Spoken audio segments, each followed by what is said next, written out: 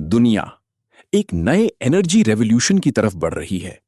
सड़कों पर बढ़ती इलेक्ट्रिक व्हीकल्स की संख्या इस बदलाव की सबसे बड़ी निशानी है। और इस पूरी रेवोल्यूशन के केंद्र में है लिथियम, एक ऐसी धातु जिसकी डिमांड हर साल तेजी से बढ़ रही है। लेकिन इस डिमांड को पूरा करने के लिए इंसान अब समुद्र की गहराइयों तक पहुंच चुका है, जहां हजारों मीटर नीचे समुद्र की सतह पर छिपे हैं वैल्यूएबल मिनरल। विशाल रोबोटिक मशीन्स अब डीप ओशन में माइनिंग के लिए उतारी जा रही हैं। लेकिन सवाल सिर्फ टेक्नोलॉजी का नहीं है। सवाल यह है कि क्या हम समुद्र को पूरी तरह समझ पाए हैं?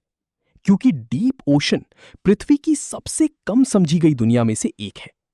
फिर भी दुनिया की बड़ी शक्तियां रिसोर्सेज की इस रेस में उतर चुकी हैं, क्योंकि फ्यूचर एनर्जी पर कंट्रोल आने वाले समय की सबसे बड़ी ताकत बन सकता है। भारत भी तेजी से क्लीन एनर्जी फ्यूचर की तरफ बढ़ रहा है। इलेक्ट्रिक व्हीकल्स, बैटरी फैक्ट्रीज और रिन्यूएबल इंफ्रास्ट्रक्चर लगातार बढ़ रहे हैं। लेकिन समुद्र की गहराइयां अभी भी रहस्यों से भरी हुई हैं। एडवांस्ड अंडर वाटर रोबोट्स अब ओशन फ्लोर को स्कैन कर रहे हैं। वहां ऐसे जीव मौजूद हो सकते हैं जिन्हें इंसानों ने पहले कभी नहीं देखा। माइनिंग एक्टिविटी से उठने वाले सेडिमेंट क्लाउड्स इन इकोसिस्टम्स को प्रभावित कर सकते हैं। इसीलिए साइंटिस्ट्स और एनवायरमेंटल एक्सपर्ट्स लगातार डिबेट कर रहे हैं। लेकिन दूसरी तरफ दुनिया की एनर्जी डिमांड लगातार बढ़ती जा रही है। बैटरी प्रोडक्शन अब ग्लोबल इंडस्ट्रियल रेस बन चुका है और ह्यूमैनिटी पहले से ज्यादा रिसोर्सेज एक्सट्रैक्ट कर रही है। समुद्रों में रिसर्च वेसल्स लगातार नई जानकारी इकट्ठा कर रहे हैं। लेकिन टेक्नोलॉजी और नेचर के बीच बैलेंस बनाना सबसे मुश्किल चुनौती है। डीप सी माइनिंग प्रोजेक्ट्स अब बड़े स्केल पर प्लान किए जा रहे हैं। कुछ साइंटिस्ट्स को डर है कि अंडर वाटर पोल्यूशन बढ़ सकता है। इसी बीच फ्यूचर बैटरी टेक्नोलॉजीज पर तेजी से रिसर्च चल रही है। दुनिया एक फुली इलेक्ट्रिक फ्यूचर की कल्पना कर रही है और क्रिटिकल मिनरल्स अब ग्लोबल ट्रेड का केंद्र बन चुके हैं। अमेरिका, चीन और कई बड़ी इकोनॉमीज रिसोर्स डोमिनेंस की रेस में शामिल है। भारत के लिए भी ये सिर्फ टेक्नोलॉजी नहीं बल्कि स्ट्रेटेजिक फ्यूचर का सवाल है।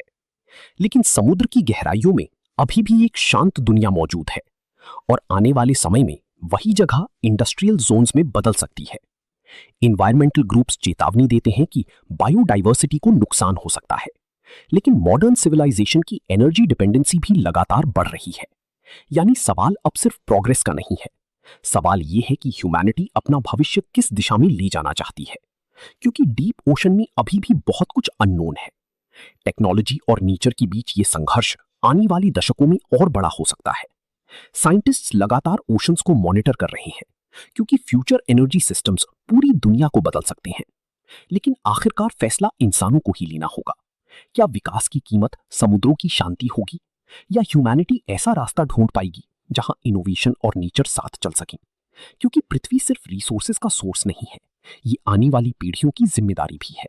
और शायद इसी वजह से डीप सी माइनिंग सिर्फ टेक्नोलॉजी की कहानी नहीं है, ये कहानी है ह्यूमैनिटी के फ्यूचर की।